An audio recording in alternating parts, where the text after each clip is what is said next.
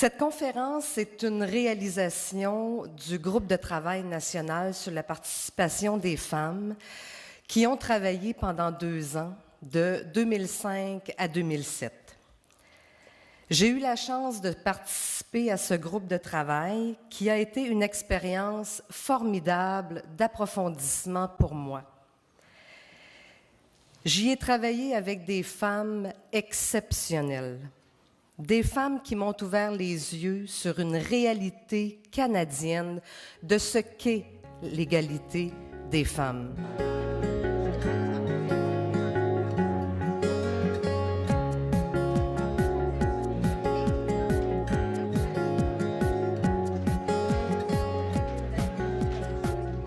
I could not understand why it was easier if you were a man to phone in with a problem with your car, if you had a punctured tire. You know, the culture in the organization was one where you had no problems.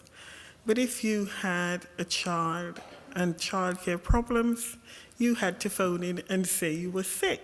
We built equality into the rule book, we built it into the structures, we built it into the decision making.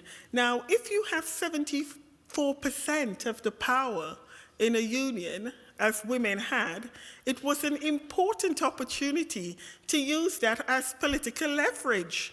Because if you actually took 74% of all the seats, you no longer had to complain about, equal pay not being on the agenda, childcare not being on the agenda, work-life balance not being on the agenda.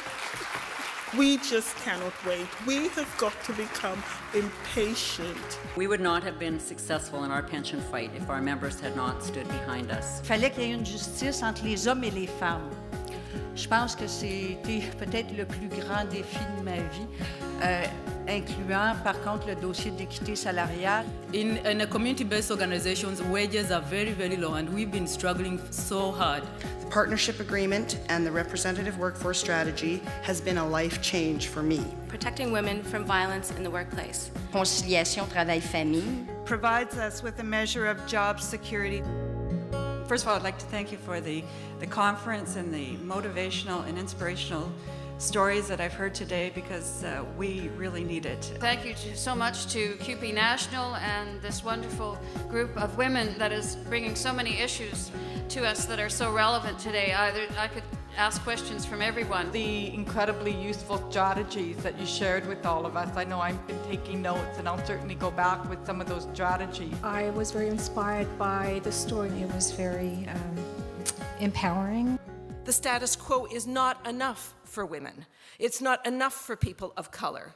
The status quo does not serve the recent immigrants that are coming to this country. It does not help the Aboriginals that have been asking for decades to be treated with dignity and respect. It does not serve the millions of people that are turning to food banks right now. The status quo is not good enough, but the moment is about stability, not growth. And we need to take that moment and talk about poverty prevention as the way we are going to create stability.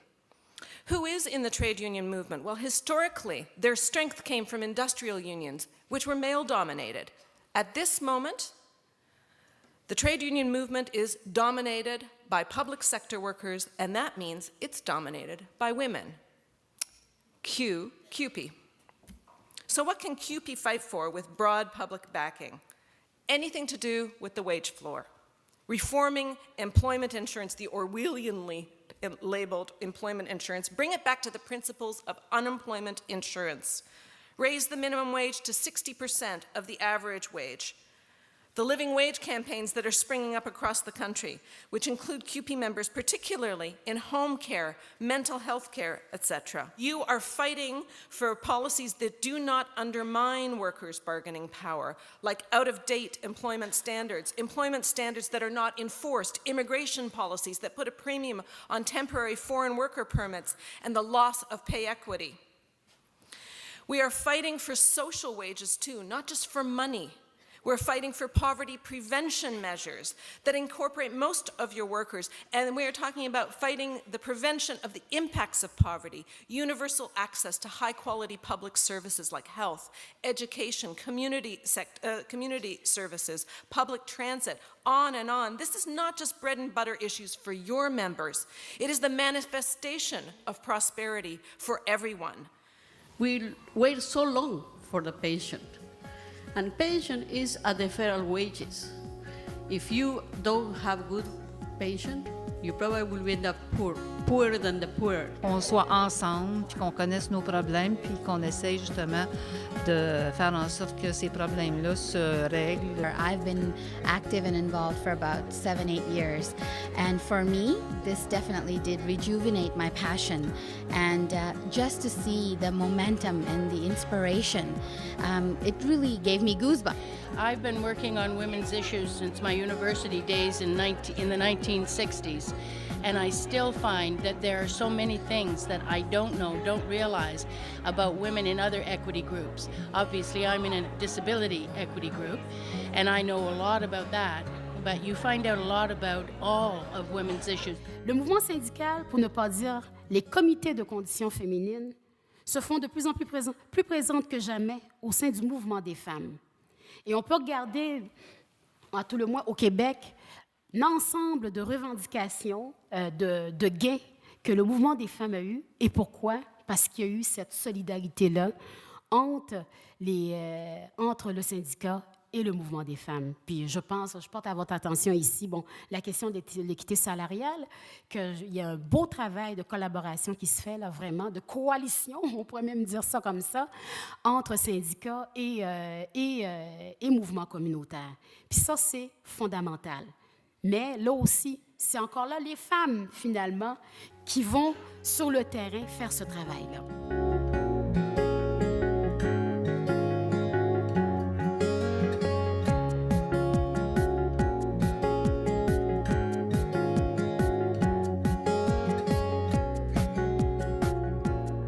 Women's leadership develops through struggles. It develops through fighting for equality. It develops through standing up for our sisters and our brothers in the workplaces. It develops through education in action. Going back to Grace Hartman, who was elected as the first woman to lead a national or international union in Canada back in 1975, she started by fighting for clerical workers, for women workers in North York City Hall, and became the first woman to lead a union in this country. A woman's place is in the union. Well, I think we need a new button. A woman's place is on our bargaining committees, isn't it? Provincial, sectoral, regional, and local. Women need to be on those bargaining committees. I absolutely believe that the issue of raising the wages of low-paid workers is the fundamental equity issue for our generation. The fundamental equity issue for our generation. Who are these low-paid workers? They are predominantly women. They are workers of color. They are immigrant workers in our province. In other provinces, they are First Nations members. They are people with disabilities. They are young workers. They are part-time workers. They are casual and contingent workers. And they all do work that's absolutely critical in our communities. And raising the wages of low-wage workers is an economic justice issue, it's a social justice issue, but it is also an absolutely critical issue for everybody in our union. Because as you heard someone say eloquently the first night, as long as they are able to keep any group of workers at poverty wages in the sectors where we work or in our communities, it is a way of keeping all of our wages down.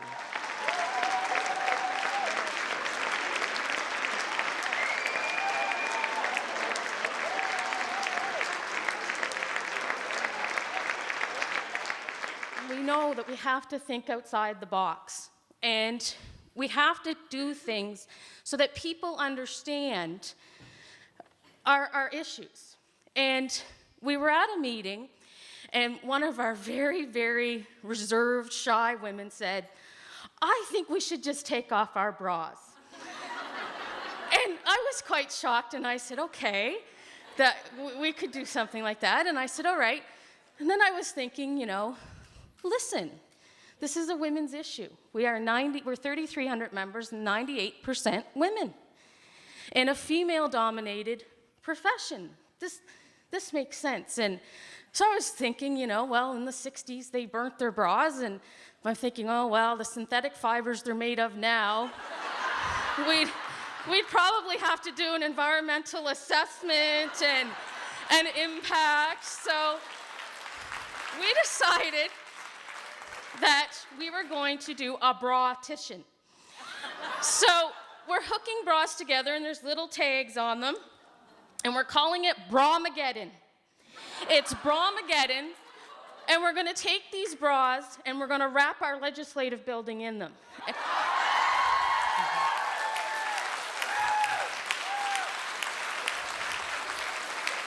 And our theme is, we're educational support staff. Here's our support. Give us yours.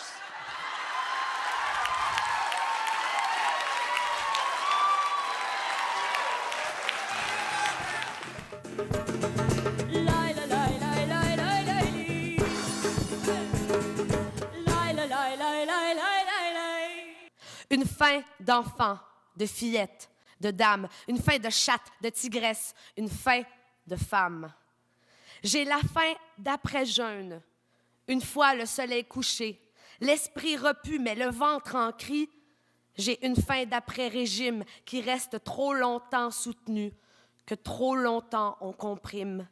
Une faim de gorge ligotée, une faim d'orgue, une faim d'égalité. J'ai faim, mais pour une fois, je ne suis pas seule.